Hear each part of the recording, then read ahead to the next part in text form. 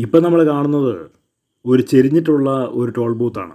അപ്പോൾ ഈ toll booth സാധാരണ ഗവൺമെൻറ് കോടിക്കണക്കിന് രൂപയ്ക്ക് വലിയ വലിയ കൺസ്ട്രക്ഷൻ കമ്പനികൾക്ക് കൊടുത്തിട്ട് റോഡ് പണിയാൻ ക്രമീകരിക്കുകയാണ്. പിന്നീട് ആ പറഞ്ഞിരിക്കുന്ന പൈസ, അതായത് ഗവൺമെൻറ് കൺസ്ട്രക്ഷൻ കമ്പനികൾക്ക് കൊടുക്കാനുള്ള പൈസ കൊടുക്കാറില്ല.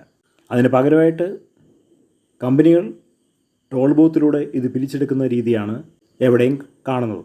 പക്ഷേ ടോൾ ബൂത്തുകളൊക്കെ അവർ സ്ഥാപിച്ച് അവർ പിരിച്ചെടുക്കുന്നത് കിട്ടാനുള്ള പൈസയ്ക്കായിട്ടും എത്രയോ കോടി രൂപ ആണ്.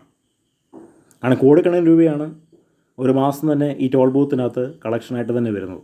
കാരണം ആ റോഡ് പണിഞ്ഞ് ഇതെല്ലാം തല്ലിക്കൂട്ടിയെടുത്ത് പൈസ സംസ്ഥാന കേന്ദ്ര ഗവൺമെൻറ്റുകൾ കൊടുക്കേണ്ടതാണ്.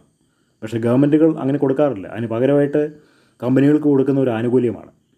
ആ ആനുകൂല്യം അവർ നന്നായി മുതലാക്കുന്നുമുണ്ട്, ശതകോടികൾ അവരുണ്ടാക്കുന്നുമുണ്ട്.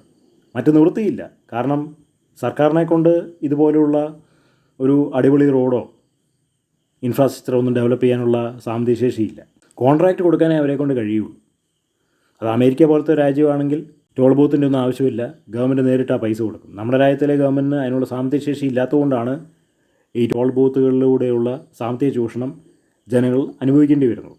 സർക്കാരിൻ്റെ കാര്യക്ഷമതയില്ലായ്മയും സുതാര്യതയില്ലായ്മയും ആണ് ഇവിടെ കാണുന്നത്. സർക്കാർ ആ പൈസ കറക്റ്റായിട്ട് സമയത്തിന് പണി കഴിഞ്ഞാൽ കൊടുത്തിട്ടുണ്ടെങ്കിൽ ടോൾ പിരിവിൻ്റെ ആവശ്യമില്ല. പക്ഷെ നേരെ തിരിച്ചാണ് സംഭവിക്കുന്നത്. അത് ജനങ്ങൾ സഹിക്കാൻ നിർബന്ധിതരാവുകയാണ്.